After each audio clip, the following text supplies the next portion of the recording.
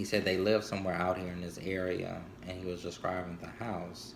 So one day my friend and the guy, twin brother, they got into the car and they started riding. And when they passed the house, they said, "That's it, that's the house." So my friend brought him back there to see the to see if his brother was still living there, and sure enough. Now this was years ago before I started working back there, and my friend said when he walked in there, he had to turn back around and go sit in his car and wait. The living conditions were just that horrible. When I started working with the guy, I guess they had sort of tried to fix the trailer up some, but how he described it to me, it was much worse. And he said his heart was just aching to see someone in a wheelchair. There's a guy sitting there with this big head and this little bitty body, sitting there just hollering, because that's what the guy used to do. He used to just shake in his chair and just holler, la, all the time. He used to hit himself. And then another thing he liked to do is take his shirt and put it in his mouth and chew on it, and his shirt would just be soaked in saliva. So the lady started telling us to tie his hands down to the chair. I would never do it. She would come back there, tie his hands down, because I knew that was against. It was against. It's against the law to restrict them, you know. But she would say, do it anyway.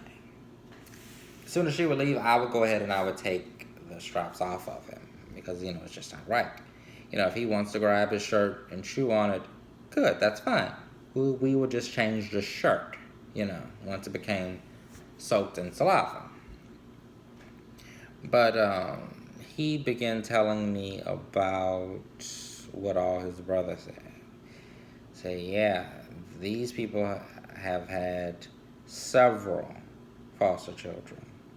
And all these four-wheelers and boats and cars and trucks, they bought this stuff with their money, neglecting them, treating them like shit. And he went on to say that at one time, they tried to, I think his foster brother his twin brother was living on that property. He was living in the camper that was next to his trailer at one point. But they tried to get a check for him, but he does have some developmental issues, but he's not stupid. And he knew what those people were trying to do to him, and he got out of there. He wouldn't let them do it. And he said he wished he could have brought his brother with him. But this guy had so many issues. He couldn't, well, one of them was he couldn't stay in and out of, well, he was in and out of jail constantly. And for that reason, the state wouldn't allow him to take him. But anyway, at one point, things had gotten so bad back there with them trying to keep workers. So I was working 7 days a week, 16-hour shifts. To get a break, I had asked one of my other friends to come. Would he help out 2 days a week? That'll at least give me some time off. And he said, yeah. But something happened. He wound up quitting or something because he had another job. He worked at a behavior hospital. And they just couldn't keep nobody. So I just had to put my foot down with that agency.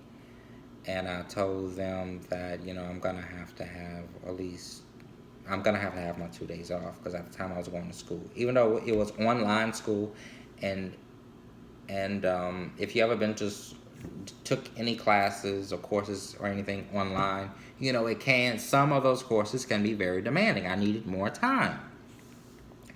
So I just gave him a date, and I said, after this, look, y'all gonna be on your own with it. I'm gonna have to start having my 2 days off, because when I first signed up for this job, I was only gonna be working 40 days a week. So I need my time off. But anyway. Oh, when I put my foot down, that woman was so mad at me when I came back to work. The only thing she could do was just stand up and stare at me. She wouldn't even speak. Good morning, nothing. She was just so mad. Narcissistic personality. That is what she was.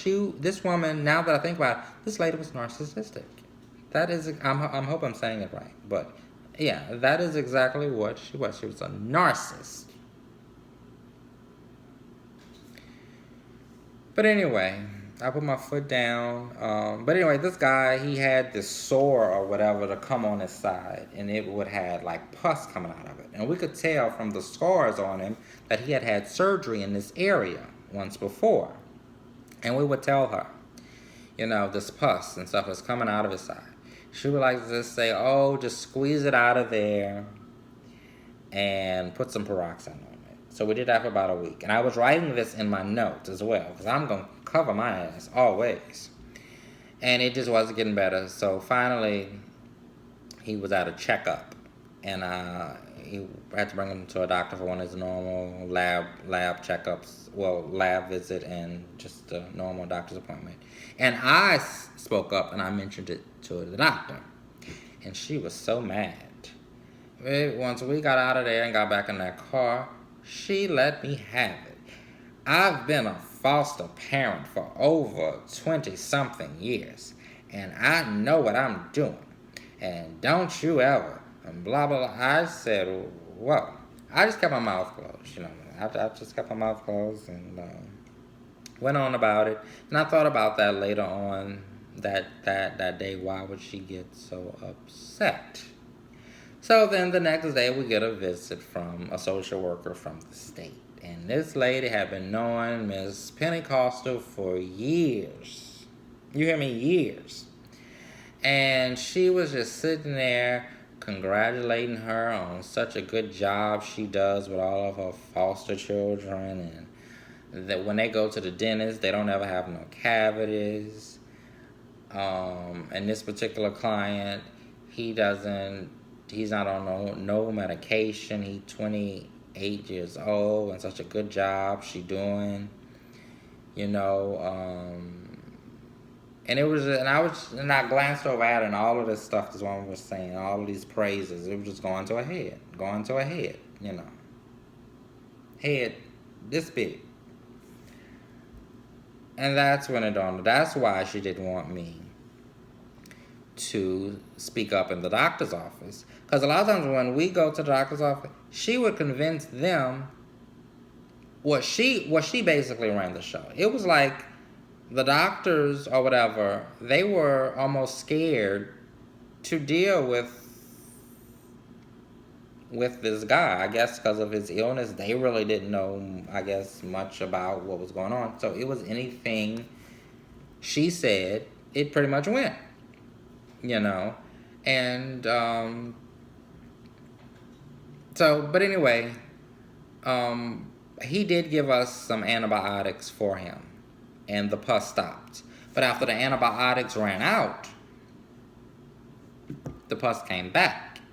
And at the whole time I was writing this in my notes. Well, anyway, the agency I worked for gave her a call, and they told her about it. Look, you're going to have to get him to a doctor or to the emergency room, or if not, we're going to call an ambulance to come and pick him up. Oh, she was mad. Storming back there and said, come on, get him in the car. We have a doctor's appointment. Now, the agency I work for, they had a van that would come and pick him up. She didn't want the van. She chose, and she couldn't fit him and his wheelchair in my car. So she had this Lincoln Town car. So we would have to take the wheelchair apart, put that in the back of her trunk, and then put him in the back seat. And I would have to drive her ragged-ass car with 200,000 miles on it. The other girl who worked back there during the day with me, we didn't work at the same time. I worked the morning shift, she worked the afternoon shift. She refused to drive the old raggedy car. I should have did the same thing, but I did it anyway. So she would always make the doctor's appointments on the days I was working. So time went on, and this hip situation just wasn't healing, and I kept writing it on my notes, turning it in to the agency, and they kept insisting and insisting. So for her to bring him back to the doctor. So she did it. We did it. And she getting there and convinced that nothing's going on wrong with him. So they give us more antibiotics. Of course, the pus would stop, but then it came back again. I kept writing it in my notes, and I told the other people that were working there, write it in your notes too. The only one who wasn't writing it in their notes was her nephew, who he had pretty much the easy shift. He would work at night because they just needed somebody just to be in there with him at night, and she had fixed the schedule, so the person who's working the night shift, you did not have to change him. You didn't have to give any meds or anything.